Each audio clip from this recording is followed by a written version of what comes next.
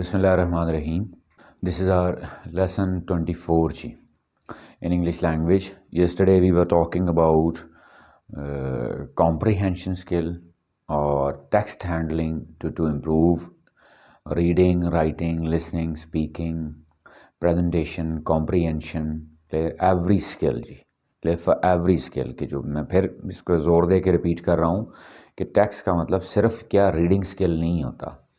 ठीक है, हमने क्या कहा था कि दो टूल हैं मेरे पास लैंग्वेज को या स्किल्स को इम्प्रूव करने के लिए, ये स्किल्स पे काम करने के लिए। एक लिसनिंग मोड है मेरे पास और दूसरा क्या है, रीडिंग मोड है। लिसनिंग मोड की अवेलेबिलिटी जो होती है वो कम है, उसका ड्यूरेशन कम यानी मतलब हमें लिसनिंग बहुत कम मिलती है, थोड़ी मिलती है सुनने के लिए। दूसरी बात क्या कि थ्रू लिसनिंग स्किल्स की इम्प्रूवमेंट जो है दैट इज़ कंपैरेटिवली डिफ़िकल्ट जी। तो रीडिंग के थ्रू स्किल्स जल्दी भी इम्प्रूव होती हैं, ठीक है, आसान भी है। जो कुछ हमने लैंग्वेज के स्ट्रक्चर्स पीछे पढ़े, एक बेस बनाई थी कि भाई लैंग्वेज सीखनी है, बोलनी है, लिखनी है, समझनी है, ठीक है, या उसके अंदर फिर उसके एक्सप्रेशन में निखार लेके आना है, तो उसके लिए बेसिकली वी नीड स्ट्रक्चर्स जी। अब स्ट्रक्चर्स की हुई प्रैक्टिस के लिए हम एक्सरसाइजेज डिफरेंट कर रहे हैं। Yesterday we were talking about phrases, clauses की एंड पे एक लाइन थी, उसी लाइन को दोबारा मैं अब लिख के सारा डिटेल में करता हूँ। द स्मॉल माइनॉरिटी, कल हमने यहाँ से छोड़ा था कि the small minority which is still certain that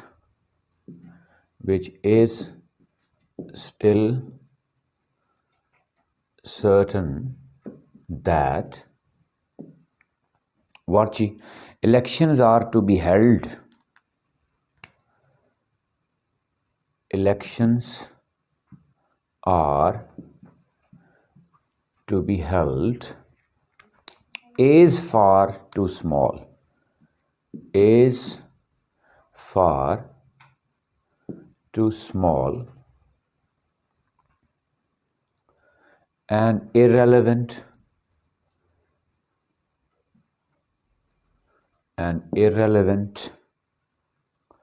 to count at the moment, to count जी। व्यूअर्स के लिए जिन्होंने वीडियो में देखना है, सपोज अगर उनको लिखा हुआ समझ ना भी आ रहा हो तो मैं साथ बोल देता हूँ उसको कि आप उसको खुद लिख लें। द स्मॉल माइनॉरिटी, और ये कलर देखें मैंने डिफरेंट यूज़ किए हैं किसी पर्पस के तहत ji. The small minority which is still certain that elections are to be held is far too small and irrelevant to count ji. अब इसमें हमने कल क्या डिस्कस किया था कि small minority which is still certain. अब यहाँ देख लें आप पहले, which is still certain, which is still sure, इसमें अब मेन वर्ब क्या आ गया था, इज़। क्लियर। और ये वाला पोर्शन जो है ये किसके लिए एडजेक्टिव बन रहा है, माइनॉरिटी के लिए। क्लियर। यानी माइनॉरिटी क्या हो गया, यहाँ पे नाउन हो गया, और ये सारे वर्ड्स, ग्रुप ऑफ वर्ड्स, हमने कहा था ग्रुप ऑफ वर्ड्स या फ्रेज होंगे या क्लॉज होंगे। अब इसमें मैंने देखा कि मेन फाइनाइट वर्ब आ गया है, तो इसका मतलब ये क्लॉज है। तो कौन सी क्लॉज होगी, ये एडजेक्टिव क्लॉज। यहाँ तक मैं क्लियर हो गया जी। अब ये एडजेक्टिव क्लॉज और ये द स्मॉल माइनॉरिटी, अगर मैं सिर्फ इतने पोर्शन को सर्कल करूँ, ख़ास तौर पे स्टूडेंट्स के लिए ये बता रहा हूँ जी। क्लियर कि normally in spoken, normally in written, clear, इसका फ़ायदा है कि मैंने जब चंक्स डिफरेंट जोड़ने होते हैं तो मुझसे उसमें मिस्टेक ना हो। तो ख़ास तौर पर रिटन एक्सप्रेशन में that is very important. Clear. Spoken expression में हम स्मॉल सेंटेंसेस भी यूज़ कर सकते हैं, but some time we need to go for extended structures. इनको हम क्या कहते हैं, एक्सटेंडेड स्ट्रक्चर्स। यानी एक्सटेंडेड से क्या मुराद कि एक आसान सिंपल, हमने काइंड्स पढ़ी थी, एक सिंपल सेंटेंस है, बाज़ का उसको एक्सटेंड करना पड़ता है, कंपाउंड बनाना पड़ता है, बाज़ का और एक्सटेंड करना पड़ता है उसको, क्या, कंपाउंड कॉम्प्लेक्स बनाना पड़ता है। तो ये अब क्या कह रहे हैं, एक्सटेंशंस होती हैं ना। मेन असल बात एक ही है, बाकी चीज़ें उसकी क्या हैं, साथ एक्सटेंशंस हैं, चाहे वो कंपाउंड स्टेटमेंट है, चाहे वो कंपाउंड कॉम्प्लेक्स सेंटेंस है, ठीक है। इन सारों को हम क्या कह देंगे, एक्सटेंडेड सेंटेंसेस हैं या एक्सटेंडेड स्ट्रक्चर्स हैं। अब उन एक्सटेंशंस को समझने के लिए ये फिर जो डिफरेंट पार्ट्स हैं, फ्रेजेस, क्लॉजेस, इनको समझना ज़रूरी है जी।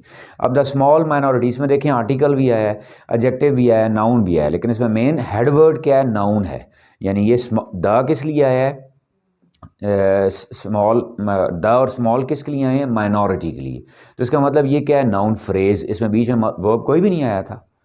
अब ये नाउन फ्रेज और ये वाली adjective clause,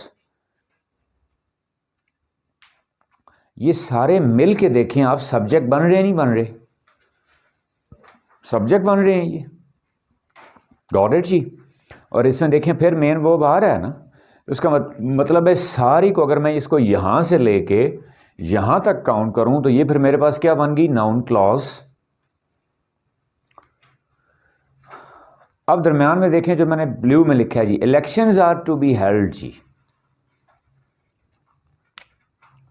elections are to be held. अब यहां हमने कल इसको डिस्कस किया था, ये क्या है? इन्फिनेटिव का पैसिव है, क्लियर। और कौन सा इन्फिनेटिव भी खास तौर पे कौन सा है? जो रूटीन के लिए आप यूज करते हैं इज एम आर के साथ। दो स्ट्रक्चर हमने डिस्कस किए थे, इज, एम, आर, वॉज, वर, इनके बाद टू आए, फिर वर्ब की फर्स्ट फॉर्म एक्टिव में, पैसिव में टू यूज करके, बी यूज करके वर्ब की थर्ड फॉर्म। तो ये किसके लिए थे? रूटीन के लिए। जिस तरह I am to take 10 classes daily, मुझे रोज़ाना 10 क्लासेस लेनी होती हैं, 10 सेशंस लेने होते हैं। यही मैं कहूँ किसी दिन मुझे मजबूरी में 12 लेने पड़ जाएं, तो फिर मैं क्या यूज़ करूँगा? हैज़, हैव, पास्ट में चला जाऊँ तो हैड, फ्यूचर में जाऊँगा तो क्या हो जाएगा? विल, शैल, हैव, इनके बाद टू यूज़ करके वर्ब्स फर्स्ट फॉर्म, और पैसिव होगा तो टू बी यूज़ करके वर्ब्स थर्ड फॉर्म। ये क्या था? रूटीन। ये क्या था? कंपल्शन। यानी यूजुअली मैंने क्या कहा था कि I am to take 10 classes, but today I have to take ji 12। बच्चा सपोज छुट्टी करता है, कॉलेज नहीं आया, स्कूल नहीं आया, लेकिन मैं उनसे पूछता हूँ कि वेयर वर यू जी, तो वो आगे से क्या कहेंगे?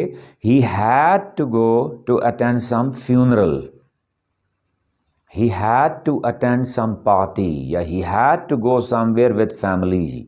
उसको यानी रूटीन में रोज़ तो नहीं जा रहा फ्यूनरल अटेंड करने, रोज़ तो नहीं जाता वो शादी अटेंड करने, या रोज़ तो नहीं जाता फैमिली के साथ कहीं, मजबूरी में जब जा रहा है तो फिर मैं क्या कहूँगा?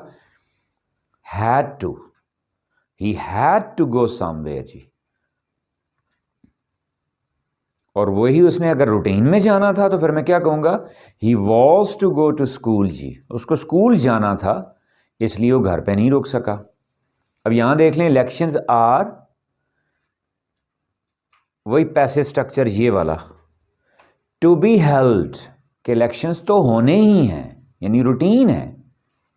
क्या मतलब? लॉ है, कानून है, आइन के तहत। एक small minority which is still sure, जो श्योर है, क्या किस चीज के बारे में श्योर है? That elections are to be held ji, कि इलेक्शंस तो होने ही हैं, वो माइनॉरिटी अब क्या है जी? अब माइनॉरिटी को लिंक करें आप इसके साथ ji, I am thankful to you ji, yesterday you corrected me. अब ये सारा क्या बन गया? सब्जेक्ट। और अब मेन वर्ब कौन सा निकला हमारे पास? इज। am I क्लियर जी? तो यानी मैं शॉर्ट करके लिखूं तो क्या बन जाएगा? Minority is far too small, minority बहुत छोटी है। कैसे छोटी है? इररिलेवेंट है टू काउंट। और अगर सही में कहूं, ये हमने अखबार से उठाया है, क्लियर। अगर मैं अब जुर्रत करूं तो यहां होना क्या चाहिए था? To be counted. मुझे ये टू काउंट स्टेटमेंट ठीक नहीं लग रही। अखबार का आर्टिकल हमने वहां से उठाया है। टू बी काउंटेड, वो माइनॉरिटी इतनी छोटी है कि उसको शुमार किया जाए या शुमार नहीं किया जा सकता। हमने कल यही स्ट्रक्चर पढ़ा था कि जब OO2 के साथ सिंगल ओ वाला टू आ जाए तो सेंटेंस नेगेटिव हो जाता है। He is too weak to walk, ये वो इतना कमजोर हो गया है कि चल भी नहीं सकता। Minority is too small to be counted. With apologies ji, तो मुझे नहीं पता ये किन किन राइटर का आर्टिकल है अखबार में, लेकिन यहाँ ये मिस्टेक है। टू काउंट नहीं होगा, क्या होगा? टू बी काउंटेड, कि वो माइनॉरिटी इतनी छोटी है कि उसको शुमार भी नहीं किया जाता। जिस तरह हम क्या कहते हैं, शर्ट सपोज बहुत एक्सपेंसिव है तो हम क्या कहते हैं, this shirt is too good to be bought. ये शर्ट इतनी अच्छी है कि इसको ख़रीदा नहीं जा सकता, यानी मतलब महंगी है। Tea is too sweet to be taken. चाय में मीठा इतना ज़्यादा हो गया कि ये पी नहीं जा सकती। am I क्लियर जी? अब यहाँ पे एक और छोटा सा मेरे पास आ रहा है, ख़ास तौर पर स्टूडेंट्स के लिए MCQ भी होता है और लर्निंग के लिए भी जनरल एक पॉइंट भी। am I क्लियर जी? ये मैं क्लियर हो गया? यानी अगर जब तक मैंने चंक्स क्लियर नहीं किए तो मुझे देखें, कल मुझे भी कन्फ्यूजन हो गई थी कि आया ये जो एज है ये इलेक्शंस के लिए है या एज किसके लिए है, माइनॉरिटी के लिए। तो क्लियर हमने कर दिए, जब चंक सेपरेट किए तो क्या है, minority is far too small. यानी इस पूरे इस चमेले में जी असल वर्ब कौन सा है, इज। हालांकि उससे पहले देखें क्या आया, यहाँ भी इज आया नहीं आया, ठीक है, यहाँ पे भी आर टू बी हेल्ड आया नहीं आया, लेकिन ये सारे क्या हैं, एक्सटेंडेड स्ट्रक्चर्स हैं। अब ये ऊपर वाली पहली लाइन आप क्या है, ये भी एक्सटेंडेड है, ये वाली क्या है, ये भी एक्सटेंडेड है। असल सेंटेंस क्या है जी, एब्सोल्यूट पार्ट क्या है सेंटेंस का, कि the small minority is far too small and irrelevant to be to counted, कि वो माइनॉरिटी इतनी थोड़ी है कि जिसको काउंट नहीं किया जा सकता। अब कौन सी माइनॉरिटी, उसका जवाब ये है कि which is still certain that elections are to be held, कि जो माइनॉरिटी ये समझती है कि इलेक्शंस तो होने ही हैं, आइन के तहत इलेक्शंस का इनेकाद होना ही है, आर टू बी हेल्ड, होना ही है। अब देखें ये होना ही है स्ट्रक्चर मैंने कहाँ से सीखा, टेक्स्ट से जी। अब मैं क्लियर जी, कि उसको भेजना ही है ji, he is to be sent, सामान तो भेजना ही है, कल ही भेजना है, आज भेज दें, it is to be sent, why not today.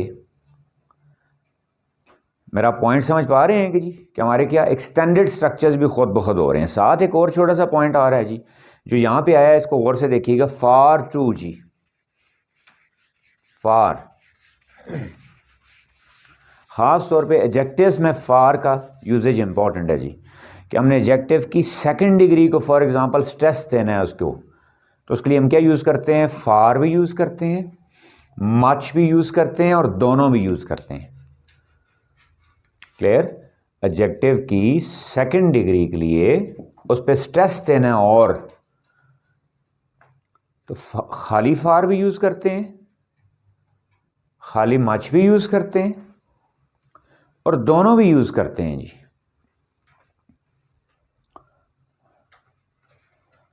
कैसे ji, he is far better than I am, ये भी ठीक है। He is much better than I am, ये भी ठीक है। और ज़्यादा शौक है जी स्ट्रेस देने का, तो he is far much better than I am. ये पॉइंट क्लियर हो गया जी। लेकिन अगर थर्ड डिग्री है जी, विद थर्ड डिग्री उसके साथ हम फार या मच नहीं यूज़ करते, उसके साथ क्या यूज़ करते हैं हम, by far, by far. For example जी, he is by far the best of all,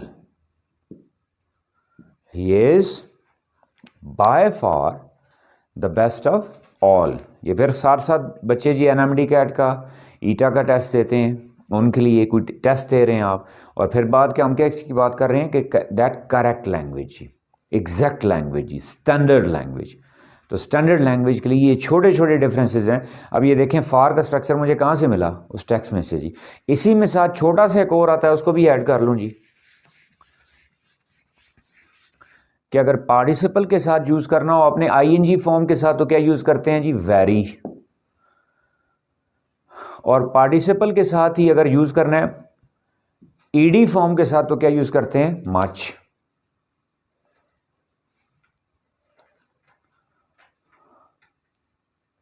M I clear ji? For example ji, the movie is very interesting ji, much interesting नहीं होगा, गलत हो जाएगा जी। The movie is much interesting गलत है, ठीक क्या होगा, very interesting. The teacher is much experienced होगा जी, वेरी एक्सपीरियंस्ड नहीं होगा।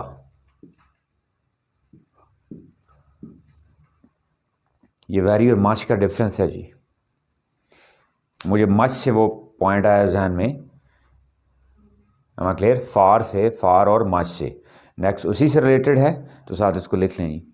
आगे देखें अब ji next statement ji, if rumours are to be believed, अगला देखें फिर वही स्ट्रक्चर आ गया है, rumours are to be believed.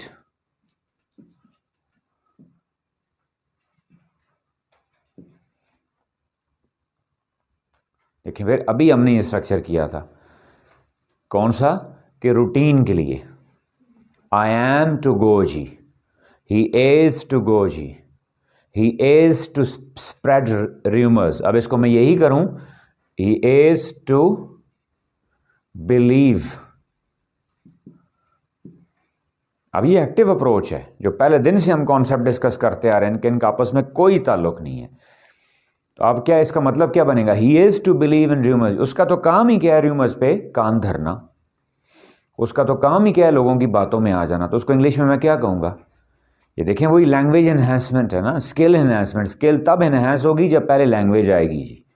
आसान ज़ुबान में जो पिछले महीने से पॉइंट समझाना चाह रहा हूँ वो ये है कि लैंग्वेज पहले आएगी, स्ट्रक्चर आएगी तो स्किल्स इंप्रूव होंगी ना। नॉर्मली हम क्या तुल जाते हैं जी, स्किल्स इंप्रूव करनी है, स्किल तब इंप्रूव होंगी जब पहले स्ट्रक्चर्स होंगे मेरे पास ना, मेरे पास लैंग्वेज का बेसिक नॉलेज होगा तो तब पॉलिश होंगी ना। तो उसमें हम क्या करते हैं जी कि ही इज टू बिलीव, उसका तो काम ही क्या है जी, रूमर्स पे काम धरना। ही इज टू लाई जी, उसका काम ही क्या है, झूठ बोलना। ही इज टू चीट जी, उसका काम ही क्या है, धोखा देना। अब यही इसको मैं पैसिव अप्रोच में देखें यहाँ यूज हुई है, rumours are to be believed. Rumours तो होती ही क्या है, यकीन करने के लिए, और पीछे उसने क्या लगा दिया, इफ, अगर रूमर्स पे बिलीव किया जाए, अगर रूमर्स पे बिलीव होता या रूमर्स पे यकीन किया जाता, the PDM and the pass to be, the pass to be, बड़ा इंपॉर्टेंट स्ट्रक्चर आ रहा है जी, PDM and other pass to be, और फौरन साथ उसके साथ आगे क्या आ रहा है जी, आर। क्या स्ट्रक्चर है जी, आर।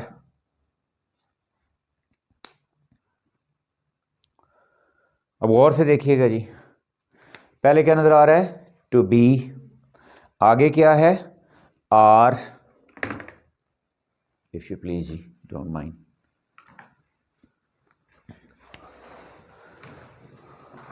अब देखें जी, अब गौर से देखिएगा, ये भी टू बी आया था, नहीं आया था, ये भी टू बी आया है।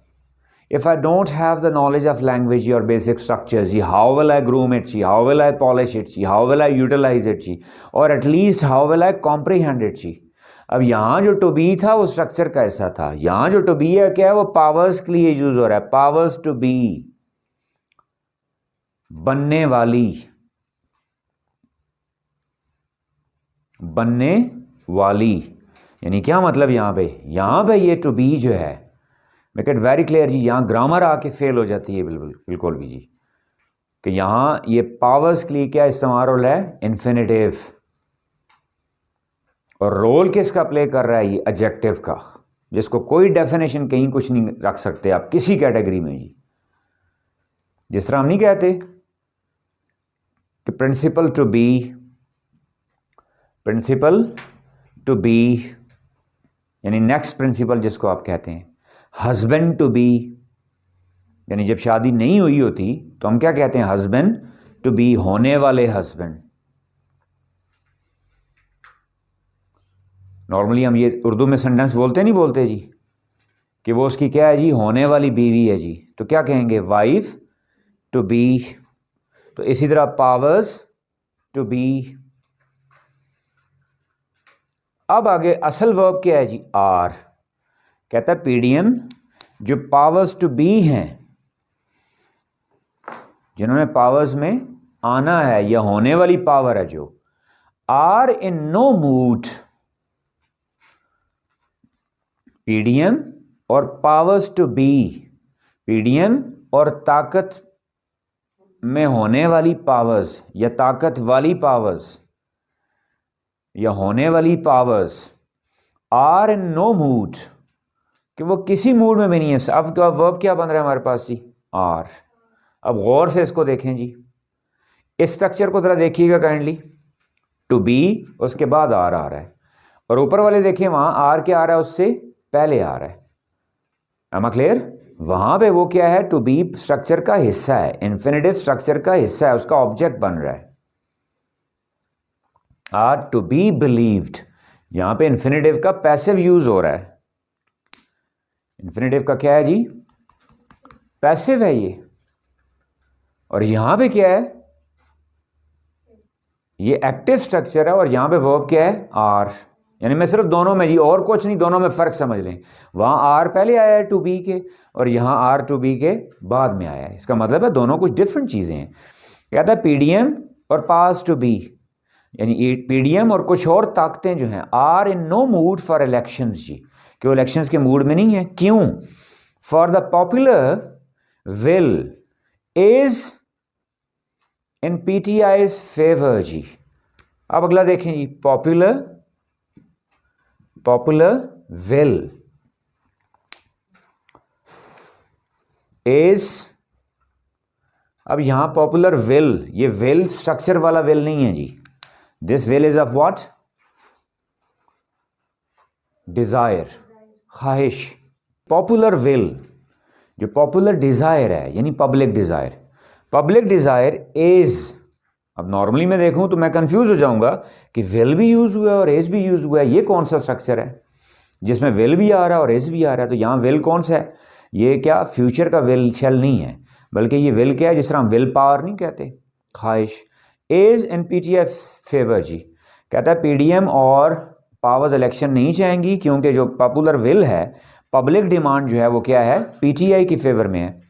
Imran Khan popularity is seen जी, what is next structure here जी, इज सीन। इमरान खान की पॉपुलैरिटी जो है जी वो क्या होती है, देखी जाती है जी, इज सीन, देखी जाती है जी। अब देखें आगे, बहुत मजे का स्ट्रक्चर आ रहा है जी, टू बी सोरिंग। हमने क्या कहा था जी चार्ट करते वक्त, इफ यू कुड रिमेंबर जी, कि भाई जब मैंने कहा था कि बेसिक सारी इंग्लिश 9 स्ट्रक्चर्स पे बेस करती है, उन 9 से ही हमने कितने बनाए थे, 24। उन 24 से ही मैंने क्या कहा था कि हम आई प्रूव कि सारी लैंग्वेज उन्हीं से डिरेवन है, उन्हीं से आगे उन्हीं की एक्सटेंशन है। तो ये देखें आपके पास सबूत आ रहा है। वहाँ हमने देखा क्या किया था हमने, विल शैल बी, पहला क्या था, विल शैल बी थर्ड, फिर विल शैल बी आईएनजी, फिर will shall be being third. ऐसे ही था नहीं था? अब यही देख लें जी कि आपने अभी जो पिछली लाइन में स्ट्रक्चर था, अब यहां से विल शैल हटा दें, तो इस विल शैल की जगह मैंने क्या लगा दी है, टू। अभी जो पिछली लाइन हमने पढ़ी जिसमें क्या था कि the PDM and the parts to be, clear, या rumours are to be believed, क्या था, टू बी बिलीव्ड, ये वाला स्ट्रक्चर था नहीं था, यानी इन्फिनिटिव का पैसिव। अब क्या आ गया, टू बी आईएनजी, इन्फिनिटिव का कॉन्टिन्यूस हो गया नहीं हो गया, to be soaring, to be increasing, यानी उसने इंक्रीज होना ही है, इंक्रीज होते रहना है।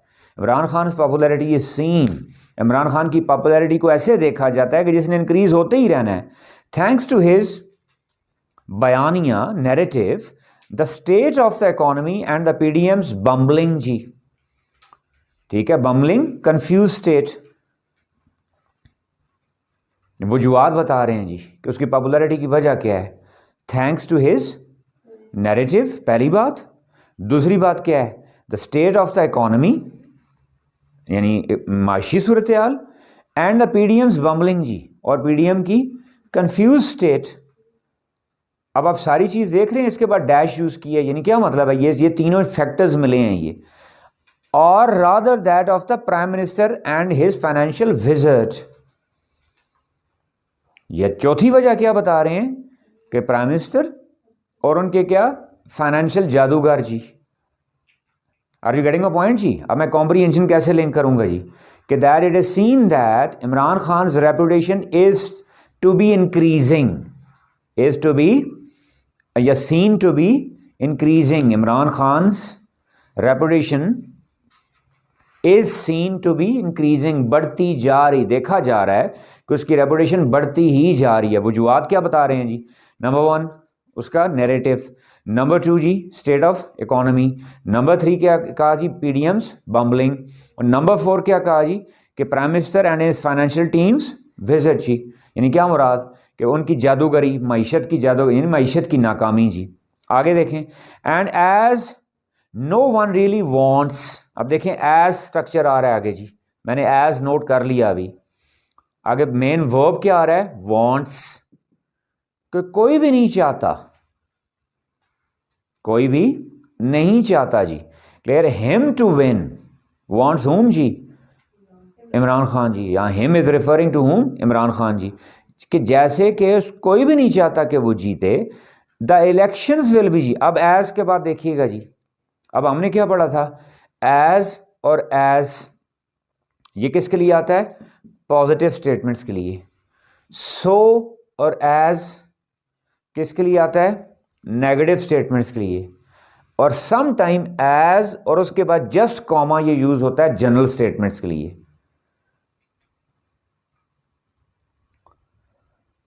अब मैं इसको देखें, ये आपके पास जो गिवन टेक्स्ट है उसमें ये वाला स्ट्रक्चर यूज हुआ है, मैं उसकी जगह दूसरा ये भी यूज कर सकता हूं,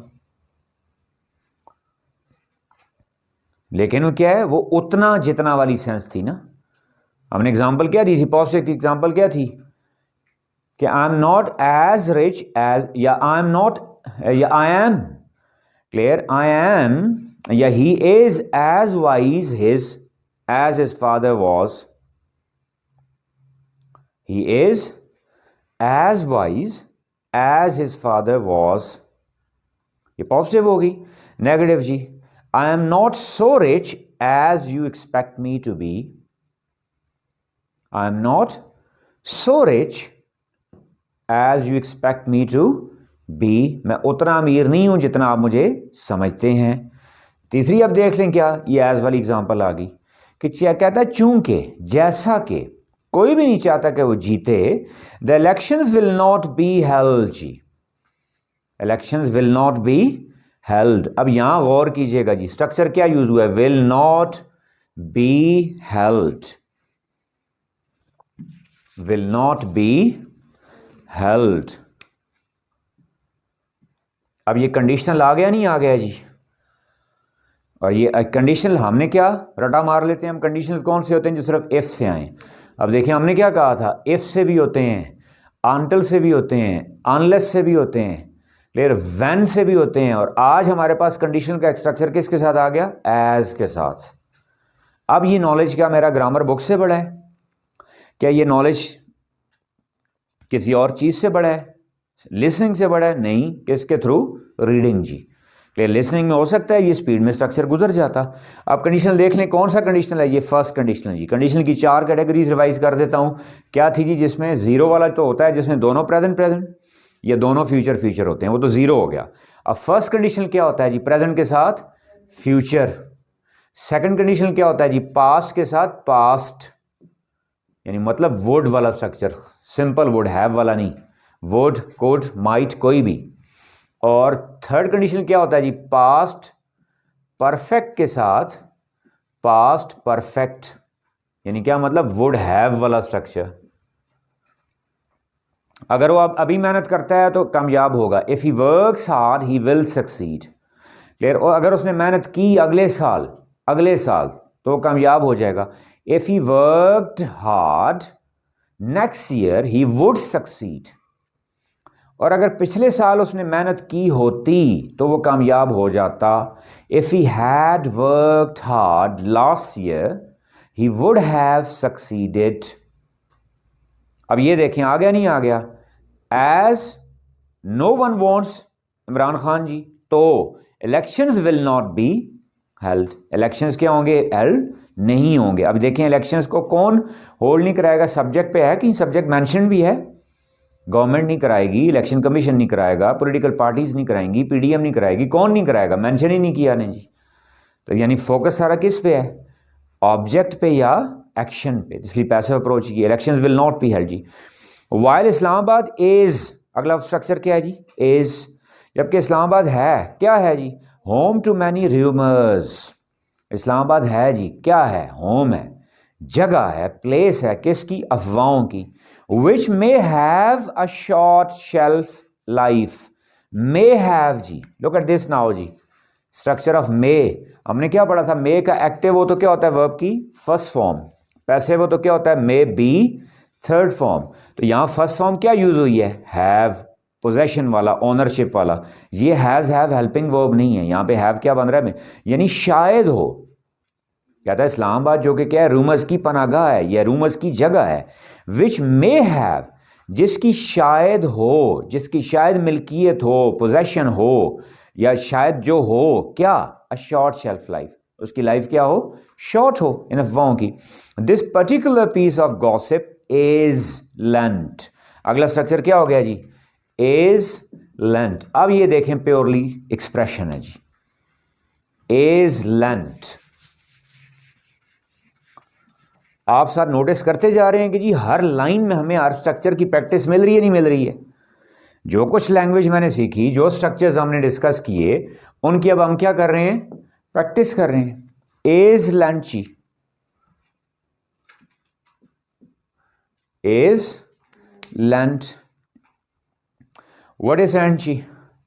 अब देखो लैंड का मतलब क्या होता है, उधार देना, बोरो मतलब उधार लेना, लैंड उधार देना, ठीक है। इज लैंड दी जाती है, उधार दी जाती है। मुझे आपको कुछ भी नहीं पता इसके मीनिंग क्या है जी, किस चीज के बारे में कह रहे हैं जी, गॉसिप, पीस ऑफ गॉसिप। कि गॉसिप जो है जी वो उधार के तौर पे दी जाती है जी, कैसे, credence, clear, importance, credence, importance, clear. Is lent credence जी, पूरा क्या बन गया, इज लेंट, क्लियर। गॉसिप को मिलती है, गॉसिप को उधार दी जाए, यानी एक्सप्रेशन है जी। ठीक, इसको मैं यूं कह दूं ना कि गॉसिप इज गिवन, ये भी ठीक है, या गॉसिप फाइंड्स, ये भी ठीक है, लेकिन उसी एक्सप्रेशन को थोड़ा खूबसूरत बना दी गया है। जिस तरह मैं कहूं जी आपकी बात को इंपॉर्टेंस दी जाती है, तो फिर मैं क्या कहूंगा, your speech is lent credence जी, your words are lent credence जी। किससे जी, अब यहां देखें फिर एक ग्रामर का रूल वायलेट हो रहा है। हमने क्या कहा था कि दो प्रपोजिशन, ग्रामर क्या फरमाती है जी, कि दो प्रपोजिशन इकट्ठी नहीं आ सकती। तो फिर इस बंदे पे तो पर्चा हो जाना चाहिए, केस हो जाना चाहिए कि क्या आ गई है, टू भी आ गई है और बाय भी आ गई है। अब ये क्या है, गौर से देखिएगा, ये बाय पैसिव वाला है और ये टू क्या थी, लेंथ के साथ उसकी अपनी प्रपोजिशन है।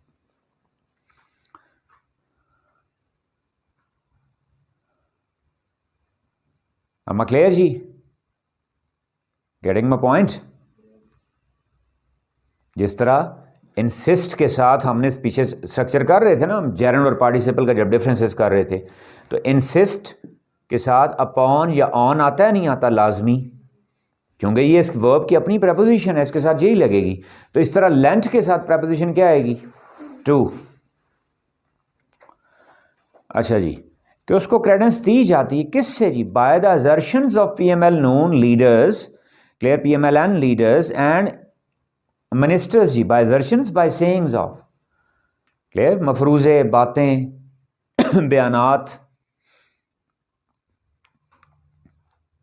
और उन र्यूमर्स को कौन सी चीज ज्यादा फोकियत देती है, अहमियत देती है, पीएमएलएन के लीडर्स के बयानात से। सम ऑफ देम सच एज जी, लेकिन स्ट्रक्चर कौन सा है, सच एज। और हमने क्या कहा था, सम और एनी का डिफरेंस क्या था जी, any is use for negative and questions and some is use for what जी, पॉजिटिव स्टेटमेंट्स जी। हमने क्या डिफरेंस पढ़ा था जी, सम किसके लिए आता है, पॉजिटिव के लिए, एनी किसके लिए आता है जी, नेगेटिव और इंट्रोगेटिव्स के लिए। Do you have any book, तो मैं क्या कहूंगा, यस आई हैव सम। या नेगेटिव में जवाब दूंगा तो I don't have any, I don't have some नहीं कहूंगा, या do you have some books नहीं कहूंगा, do you have any books. अब फिर देखें ये कहां से निकला ये स्ट्रक्चर, आपकी टेक्स्ट से जी। Some of them such as Ahmad Ali Khan और Irfan Qadir have boldly stated जी, बॉल्डली विदाउट एनी रीजन या विदाउट एनी सॉलिड फैक्ट्स जी। हैव स्टेटेड जी, स्ट्रक्चर क्या आ गया, हैव स्टेटेड। किसने जी, अहमद अली और कदीर खान ने क्या कहा जी, इरफान कदीर ने क्या कहा जी, that elections held after the constitutional limit, elections held, गौर से देखिएगा आप जी। अब यहां हेल्ड क्या है जी, पार्टिसिपल है जी, जिस तरह हम नहीं कहते हेल्ड इलेक्शंस। एक्सपीरियंस्ड टीचर, तो क्या उसको कर दिया टीचर एक्सपीरियंस्ड, टीचर एक्सपीरियंस्ड, यानी हेल्ड इलेक्शंस, वो इलेक्शन जो होगे कैसे होगे जी, after the constitutional limit will be valid, जब क्या हो जाएगी कॉन्स्टिट्यूशन क्या हो जाएगी, वैलिड हो जाएगी। स्ट्रक्चर अब क्या आ गया जी, will be, what is the structure here, will be verb use हो रहा है जी, कि जब कॉन्स्टिट्यूशनल या आईनी लिमिट वैलिड हो जाएगी। और हैव हिंटेड, हैव हिंटेड, अब जो गौर कीजिएगा जी, ये हैव हिंटेड किसके लिए है, अहमद अली खान इरफान कदीर के लिए। पीछे क्या यूज हुआ है, हैव स्टेटेड यूज हुआ था, नहीं हुआ था, अब दोबारा क्या यूज हो रहा है, हैव हिंटेड।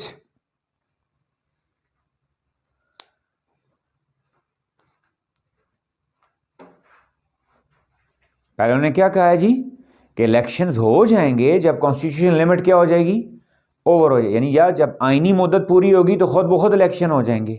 या उन्होंने क्या किया, हैव हिंटेड, या उन्होंने हिंट दिया है that the economic situation does not warrant जी, what is the verb here, does not warrant, क्या सिंपल प्रेजेंट का एक्टिव है जी, डज नॉट गारंटी, कि इकोनॉमिक सिचुएशन जो है वो गारंटी नहीं करती, मतलब अलाउ नहीं करती सच एन एक्सरसाइज, ऐसी एक्सरसाइजेस को। am I clear जी, इन्होंने क्या हिंट दे दिया है कि भाई जो इकोनॉमिक सिचुएशन है वो ऐसी, यानी क्या मतलब ये इलेक्शंस को अफोर्ड नहीं कर सकती, यानी माशी सूरत हाल ख़राब है, इस वजह से इलेक्शन नहीं हो सकते। या उन्हें क्या कहा है कि जी कि विल बी वैलिड जी, कि कॉन्स्टिट्यूशन लिमिट क्या हो जाएगी, वैलिड कर देंगे उसको, यानी क्या मुराद, आइन में कुछ चेंज कर देंगे, आइन में कुछ क्या कर देंगे, चेंज कर देंगे। यानी बात क्या हो रही थी कि अगर आइनी मुद्दत ख़त्म हुई तो इलेक्शंस हो जाएंगे ना, तो उन्होंने क्या कहा जी, वुड बी वैलिड, उसको क्या कर दें, विल बी वैलिड, उसको वैलिडेट कर देंगे, यानी असेंबली में बिल पास कर देंगे, कुछ कर देंगे, उसकी लिमिट बढ़ा देंगे। आगे देखें जी, a recent disclosure by the KP के, कहते हैं केपी में जो केपी गवर्नर जी, केपी गवर्नर ने जो क्या किया है जी, डिस्क्लोज किया है जी, पॉइंट्स, उनका डिस्क्लोजर पॉइंट्स करता है जी। Now points is verb here जी, points is verb, disclosure points करता है, डिस्क्लोजर शो करता है, points means shows in a similar direction, वो भी इसी डायरेक्शन को शो करता है। क्या मतलब कि इलेक्शन नहीं होंगे। क्या कहते हैं, मैं फिर इसको जोड़ता हूं कि क्या अहमद अली खान इरफान कदीर ने क्या कहा है जी, कि कॉन्स्टिट्यूशन लिमिट जो है उसको क्या कर दिया जाएगा, वैलिड कर देंगे, यानी कॉन्स्टिट्यूशन में चेंज करके मियाद बढ़ा देंगे। या इकोनॉमिक सूरत हाल ऐसी है जिसमें इलेक्शन हो ही नहीं सकते। तीसरी बात क्या कह रहे हैं कि जी केपी गवर्नर ने जो बयान दिया है वो पॉइंट्स, वो भी हिंट करता है, वो भी शो करता है सिमिलर डायरेक्शन में, यानी केपी के गवर्नर के अकॉर्डिंगली भी इलेक्शन नहीं हो सकते, कि सूरत हाल ऐसी है जी, दहशतगर्दी है। But this is easier, verb क्या है जी, इज, ये आसान है, said then done, look at this see, easier then done. Am I clear जी, ये कहना आसान है करने से। इट इज ईजियर सेड, यानी it is easier to say. अगर मैं इसको एग्जैक्ट स्टैंडर्ड पे करूं तो पूरा क्या बनेगा जी? It is easier to say than to do, than to do. Like most deeds in Pakistan, including last year's vote of no confidence or Isaac Dar's promise to rule in the dollar. कहता है जिस तरह mostly deeds Pakistan में होती हैं, जिस तरह अक्सर काम होते हैं, कौन से काम जी? कि क्या नो कॉन्फिडेंस का मूवमेंट, या इसाक डार ने जो कहा था क्या डॉलर क्या होगा जी? कंट्रोल में हो जाएगा। कहता है जिस तरह वो काम नहीं हुए तो इस बारे में भी हम वी कांट बी श्योर जी, वी कांट बी श्योर। यानी क्या मतलब? इट इज़ ईजियर टू से, कहना तो आसान है, but it is difficult to do. कैसा करना मुश्किल है, कैसा करना? इलेक्शंस को रोकना। सो फार ओनली डार साहब हैज़ बिन रेन्ड इन जी। अब रेन इन, अब गौर से देखिएगा जी। अब वैसे रेन का मतलब क्या होता है? रूल करना। तो रेन इन मतलब कंट्रोल। तो डार साहब ने क्या कहा जी? मैं रेन इन कर लूंगा, कंट्रोल द डॉलर, यानी मैं डॉलर को कंट्रोल कर लूंगा। अब क्या अगला स्ट्रक्चर आपको समझा रहा है? हैज बिन रेन इन, यानी बजाय डॉलर को कंट्रोल करने के वो खुद कंट्रोल हो गए हैं जी।